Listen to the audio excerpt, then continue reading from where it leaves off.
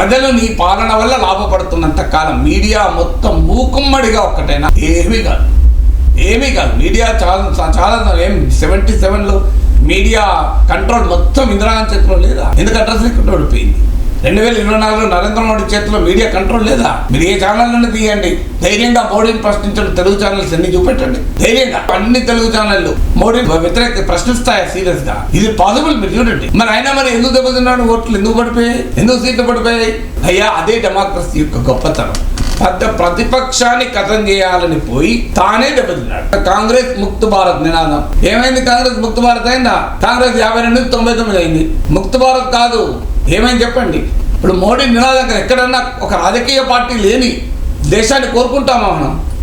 కాంగ్రెస్ ముక్త భారత్ అంటే భారతదేశంలో కాంగ్రెస్ ఉండకూడదు.